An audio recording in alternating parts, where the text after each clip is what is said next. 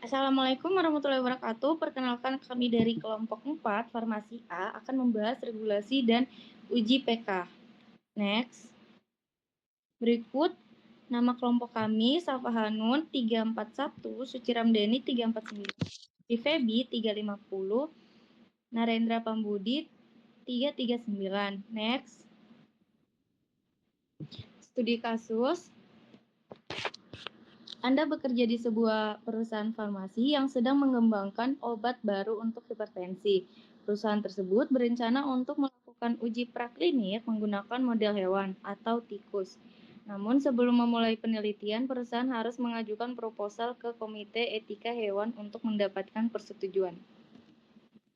Pertanyaan 1, apa prinsip-prinsip etika yang harus diterapkan dalam desain uji praklinik ini? Yang pertama itu adalah prinsip 3R, replacement, reduction, dan refinement. Yang pertama itu replacement itu mengupayakan penggantian hewan dengan metode alternatif yang tidak menggunakan hewan bila memungkinkan. Reduction itu meminimalkan jumlah hewan yang digunakan agar seminimal mungkin namun tetap menghasilkan data yang valid secara ilmiah. Kemudian yang ketiga itu ada refinement, memperbaiki teknik dan prosedur untuk mengurangi penderitaan, rasa sakit, dan stres pada hewan selama penelitian. Kemudian di sini ada analisis manfaat dan kerugian, animal welfare atau yang biasa disebut dengan kesejahteraan hewan. Kemudian ada pengawasan dan persetujuan dari Komite Etik Hewan. Untuk pertanyaan kedua, apa saja pedoman regulasi yang harus diikuti selama proses uji praklinik ini? Yang pertama itu ada persetujuan dari Badan Pengawas Obat dan Makanan atau BPOM, dan kemudian yang kedua ada kepatuhan terhadap standar cara berlaboratorium hewan uji yang baik. Yang ketiga ada protokol uji yang jelas dan disetujui Komite Etik Hewan. Keempat, kepatuhan terhadap standar cara berlaboratorium hewan uji yang baik. Dan yang terakhir ada protokol uji yang jelas dan disetujui Komite Etik Hewan.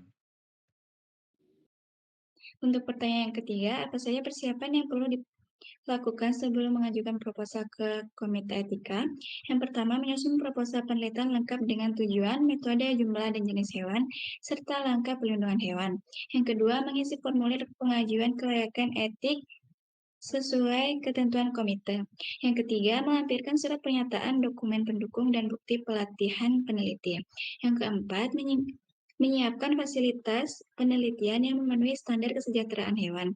Yang kelima, melakukan pembayaran biaya administrasi dan menyertakan bukti pembayaran. Dan yang terakhir, bersiap mempresentasikan proposal apabila diminta saat evaluasi. Terima kasih. Mohon maaf bila ada lebih kurangnya. Assalamualaikum warahmatullahi wabarakatuh.